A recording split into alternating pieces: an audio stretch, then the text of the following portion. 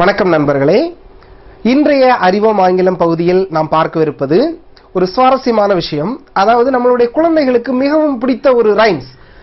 நிறைய இடங்கள்ல பாடி கேட்டிருப்பீங்க. Ring a ring a roses pocket full of posies atishoo atishoo we all fall down. இது பிள்ளைங்க சொல்லிட்டு அப்படியே கீழே விழுவாங்க. இது குழந்தைகளுக்கு மிகவும் பிடித்த ஒரு பாடல். ஆனா இந்த ரைம்ஸை பத்தின ஒரு சீக்ரெட், இந்த ரைம்ஸை பத்தின ஒரு ஷாக்கிங்கான விஷயம் நான் இன்னைக்கு உங்களுக்கு சொல்ல போறேன்.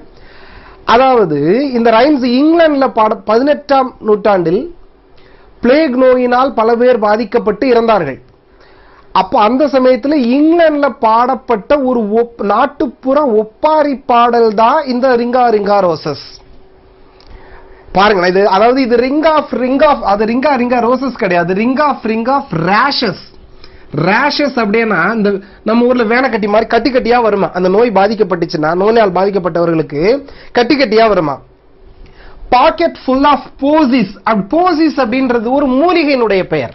இப்ப நம்ம ஊர்ல நம்ம இந்த அம்மம் போட்டுருச்சு அப்படின்னா எப்படி நம்ம படுக்கையில எல்லாம் வேப்பில, வீட்டு தோரணத்துல எல்லாம் வேப்பில கட்டுவோம், அதே மாதிரி போசிஸ் அப்படின்ற ஹர்ப் வச்சுப்பாங்களா பாக்கெட்ல, அந்த நோய் அண்டாம இருக்கிறதுக்கு.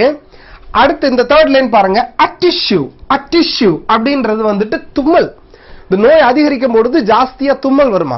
கடைசி நோய் சிவியர் ஆகும் போது we all fall down, கடைசி எல்லாம் செத்து போயிடுறாங்க.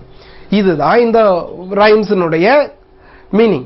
இது 18ஆம் நூற்றாண்டில். இது நான் ஒரு இந்த ஊடகத்துல சொல்றதுனால ஒரு தெளிவா சொல்லணும், ஏன்னா ஒரு சான்றோட சொல்லணும்.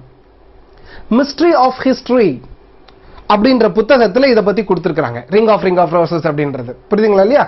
ரிங் ஆஃப் ராஜி. இது ஒரு நாட்டு, மீண்டும் சொல்றேன், இது மகிழ்ச்சியா பாட வேண்டிய பாட்டு இல்ல, இது ஒரு இங்கிலாந்து நாட்டில் பாடப்பட்ட ஒரு நாட்டுப்புற ஒப்பாரி பாடல் தான் இந்த ரிங் ஆஃப் இத ரோசஸ். இதை நம்ம குழந்தைங்களை நடு வீட்டுல பாட விட்டு, ஒப்பாரி பாட்டு நம்ம நடு வீட்டுல பாடினா எப்படி இருக்குன்னு நினைச்சு பாருங்க.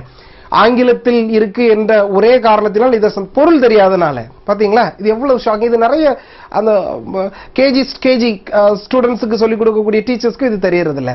இது தெரிஞ்சு வச்சுக்கோங்க. இது இன்னும் கவனிக்கப்பட வேண்டிய ஒரு விஷயங்கள்ல இதுவும் ஒண்ணு. ஓகே, மீண்டும் சொல்றேன், மிஸ்ட்ரி ஆஃப் ஹிஸ்டரின்ற புத்தகத்துல இருக்கு. மீண்டும் ஒரு பயனுள்ள தகவலோடு அடுத்த வீடியோவில் சந்திப்போம். நன்றி.